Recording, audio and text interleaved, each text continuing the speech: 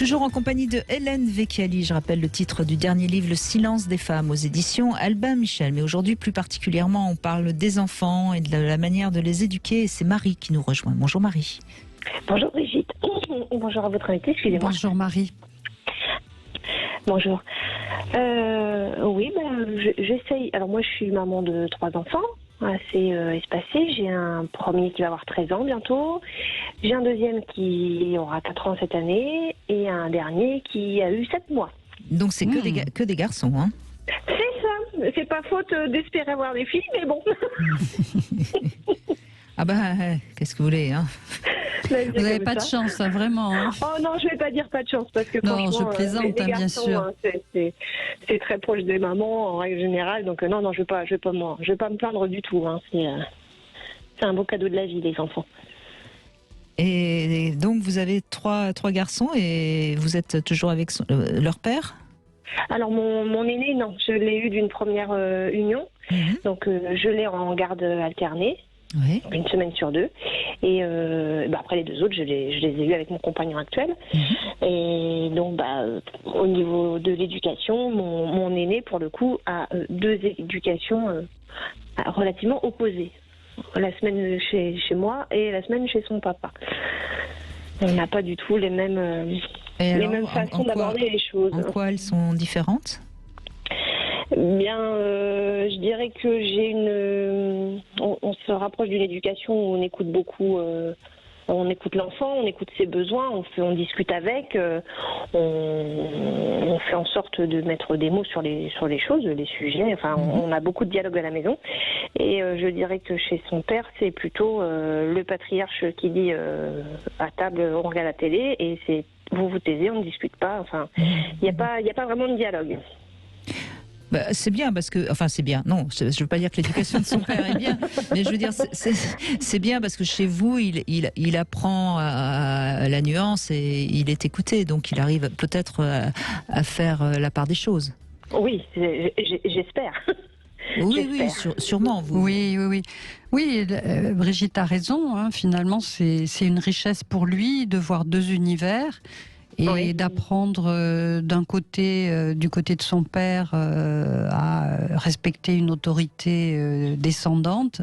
Et puis en revanche chez vous, à avoir une espèce d'horizontalité d'échange et de partage. Bon, comment il le vit lui?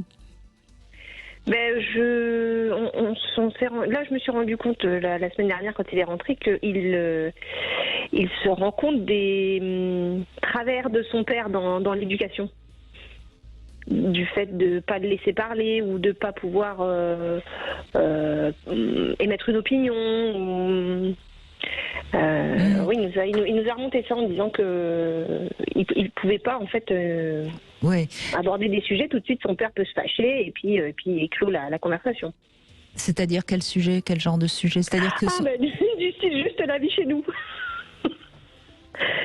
Maintenant, il n'aborde même plus le sujet des semaines chez maman parce que son père se fout en rogne tout de suite et puis critique notre façon de vivre. Après...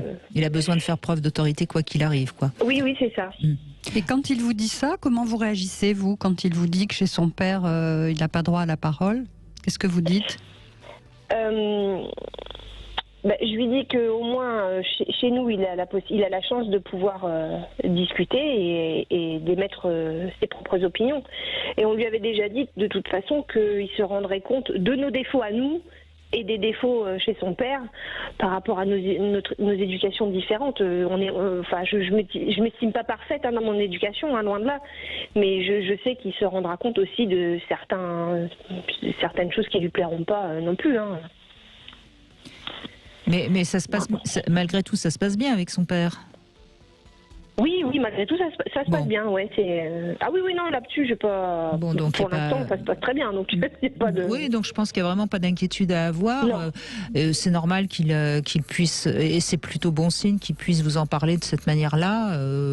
Après, c'est sûr que 13 ans, il commence un peu aussi à à s'affirmer. Hein, c'est ça, oui. Oui, et je pense que si vous lui soulignez que c'est une grande richesse pour lui d'avoir 2 milieux différents comme ça, parce que dans la société plus tard, eh bien, il aura vu et vécu ces deux modes différents, et ça lui permettra d'être plus ouvert au contact avec tout le monde, parce qu'il va rencontrer des gens qui vont être fermés. Alors bien sûr, pas lui dire que son père est fermé, mais il va rencontrer des gens qui vont pas forcément le laisser parler, et puis d'autres qui vont le faire, et qui saura naviguer au milieu de tout ça, dans des milieux complètement différents. Imaginez plus tard, s'il a un patron un peu autoritaire, il saura tout à fait être assez intelligent pour ne pas le contredire quand il faut pas. Et puis, tout à fait. Et puis il s'en sortira beaucoup mieux que celui qui veut montrer que... Exactement. Vous voyez, donc c'est pas forcément... Enfin, je veux dire, c'est pas... Quelque part, c'est une richesse. En quelque sorte. Oui, parce qu'il a le contrepoids avec vous.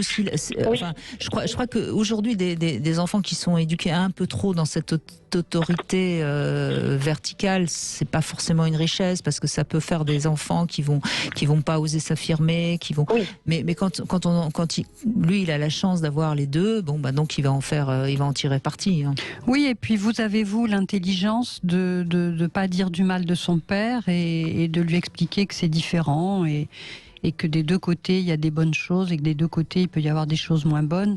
Donc le fait que vous continuiez à le laisser s'exprimer et à pas porter de jugement sévère sur son père, ça lui permet de savoir qu'il a un lieu où il est accepté comme il est, et dans l'ouverture, et dans le respect. Donc ça, c'est positif. Non, c'est chouette. Oui, c'est chouette. C'est rassurant. Enfin, on s'interroge toujours à savoir si on fait bien avec nos enfants.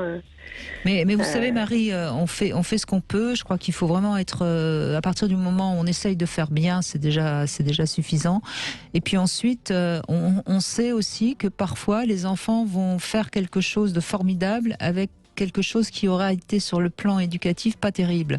Donc, qu'est-ce qu'on peut dire, hein, franchement, faire pour le mieux, n'est-ce pas, hein?